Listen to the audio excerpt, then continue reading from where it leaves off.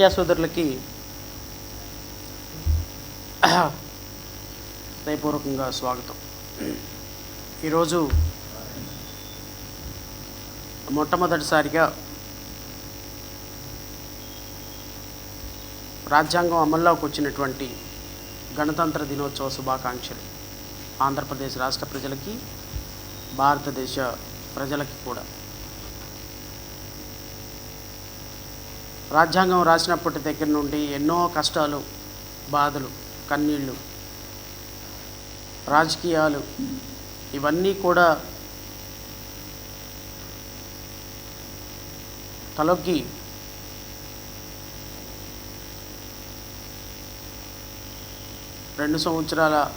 సుమారుగా 2 సంవత్సరాలు 11 నెలల సుదీర్ఘకాలం రాజ్యాంగాన్ని రచించి ఈ దేశ ప్రజలకి 35 కోట్ల మంది దేశ ప్రజలకు అందించినటువంటి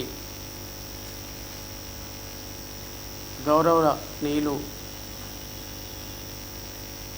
డాక్టర్ బిఆర్ అంబేద్కర్ గారి నేతృత్వంలో ఈ దేశానికి రాజ్యాంగం అందించిన పరిస్థితుల దగ్గర నుంచి దాన్ని అమల్లోకి తీసుకొచ్చుకునేటువంటి పరిస్థితి వరకు ఈ దేశ ప్రజలు ఎదుర్కొన్నటువంటి కష్టాలు చూపించినటువంటి చొరవ నిజంగా భావితరాలకి ఆదర్శప్రాయం.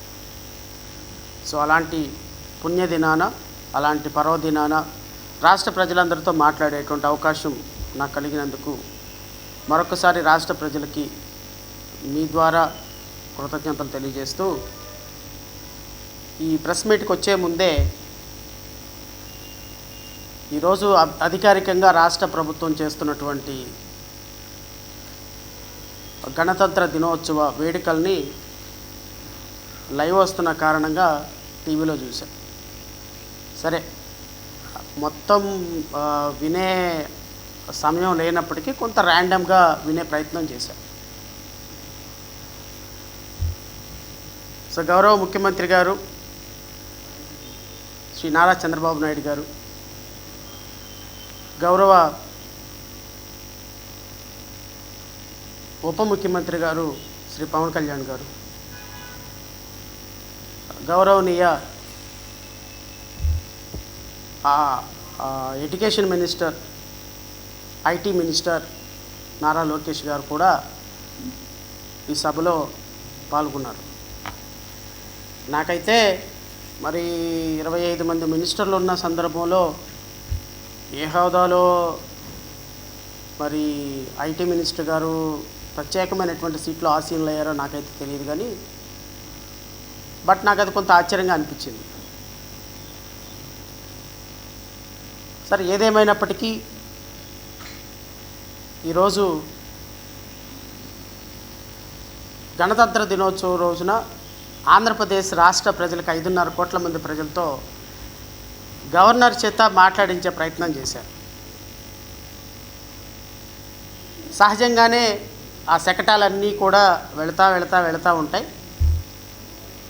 సో అవన్నీ శకటాలు వెళ్ళేటప్పుడు ఒక్కొక్క డిపార్ట్మెంట్ యొక్క అభివృద్ధి గురించి చెప్పే సందర్భంలో ఆ అబద్ధాలు వినాలి అంటే నాకు చాలా సిగ్గేసింది. రాష్ట్ర ప్రజలకి కనీసం గణతంత్ర దినోత్సవం రోజైనా నిజాలు చెప్తారేమో అనుకుంటే, గణతంత్ర దినోత్సవం రోజు కూడా మీరు చెప్పే అబద్ధాలకి ఆకాశమే హద్దు అయిపోయింది. ఈరోజు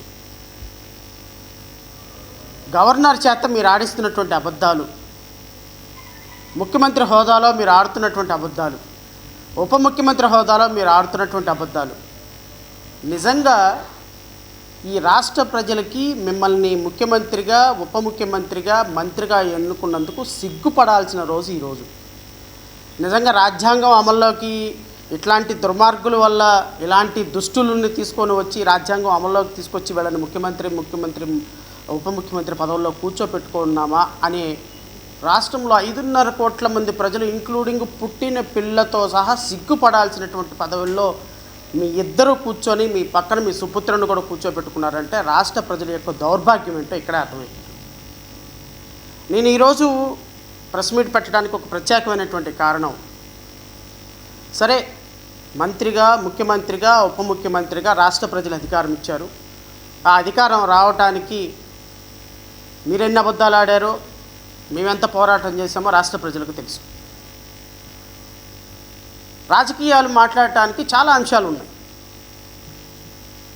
ఎన్ని అంశాలు ఉన్నాయంటే ప్రతిదీ రాజకీయమే భారతదేశంలో, ఎస్పెషల్ ఆంధ్రప్రదేశ్ రాష్ట్రంలో ప్రతిదీ రాజకీయమే. దీనికి అగ్గిపుల్ల, కుక్కపిల్ల, సబ్బుబిళ్ళ, కాదేది కవితక నరహం, ప్రతిదీ కూడా రాజకీయమే అని శ్రీశ్రీ గారు ఏదైతే చెప్పారో, అలాగే ముఖ్యమంత్రి గారు కూడా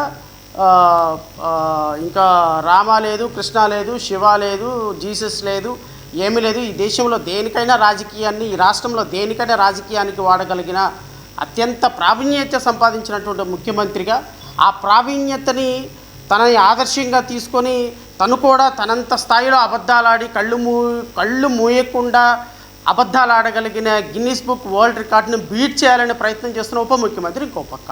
2 ధృవాలు ఉన్నాయి రాష్ట్రంలో.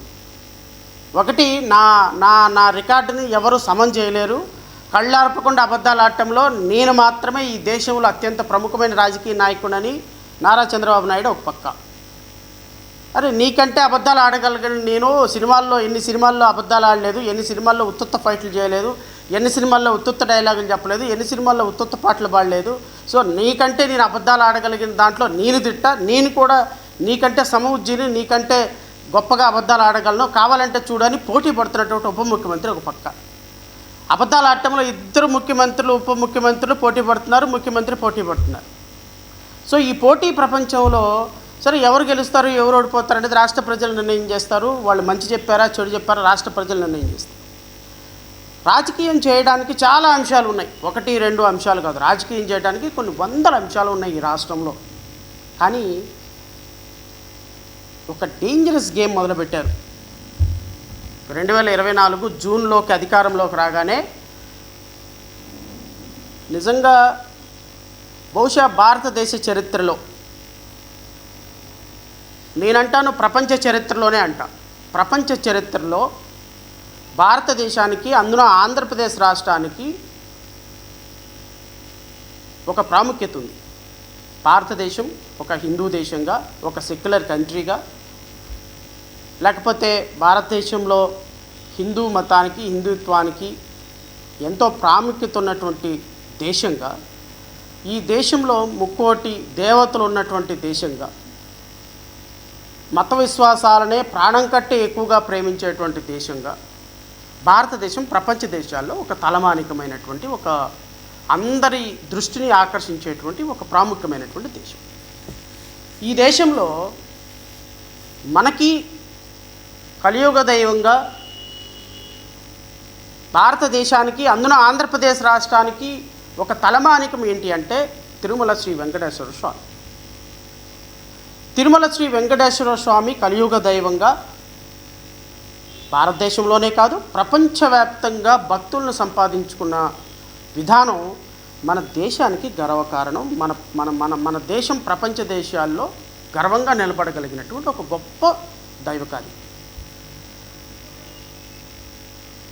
రాష్ట్రాలు ముఖ్యమంత్రులు వస్తూ ఉంటారు, ప్రభుత్వాలు మారుతూ ఉంటాయి, అధికారులు వస్తూ ఉంటారు, పోతూ ఉంటారు. కానీ తిరుమలేశుడి యొక్క భక్తి, తిరుమలేశుడి యొక్క ఔన్నత్యం భక్తుల్లో రోజు రోజుకి పెరుగుతూ ఉంది తప్ప రాజకీయాలకి ఏ రోజు దేవుణ్ణి వాడిన సందర్భాలు లేవు. భగవంతుడిని, కలియుగ దైవాన్ని ఎంత గొప్పగా పూజించేటువంటి వ్యక్తుల్లో అంతకంటే గొప్పగా ఆరగించేది దేవుని ప్రసాదం. రాష్ట్ర ప్రజలతో నేరుగా ముచ్చటించాలనుకున్నటువంటి నా విన్నపం ఏంటి అంటే, ఒక రాజకీయ కుట్రలో దేవుణ్ణి కూడా భాగస్వాములను చేసినటువంటి విధానం ఇంకొకసారి ఉండకూడదు. కాబట్టే ఇది రాష్ట్ర ప్రజల మధ్య చాలా తీవ్రమైన చర్చ జరగాలి. కాబట్టి ఈరోజు ప్రత్యేకంగా ప్రెస్ మీట్ ఏర్పాటు చేయడం జరిగింది. ఇదేదో నేను రాజకీయంగా చంద్రబాబు నాయుడు గారిని టార్గెట్ చేయాలి, పవన్ కళ్యాణ్ గారిని టార్గెట్ చేయాలి, జగన్మోహన్ రెడ్డి గారిని టార్గెట్ చేయాలని ఏర్పాటు చేసింది కాదు. ఒక దేవుని ఔన్నత్యం ఆర్టికల్ 26, 27, 28లో సెక్యులర్ కంట్రీలో, ఈ దేశంలో అన్ని మతాలు సమానమే, అన్ని మతాలను పూజించుకునే అవకాశం ఉంది. ఎవరి మతాన్ని వాళ్ళు ఇష్టం వచ్చినట్టు పూజించుకోవచ్చు. ఒకళ్ళ మతంలోకి ఇంకొకరు ఇండల్జ్ అవ్వకూడదు అనేటువంటి విధానాన్ని ప్రజలకు మరొక్కసారి విశదీకరించడానికి ఏర్పాటు చేసిన ప్రెస్ మీట్ ఇది.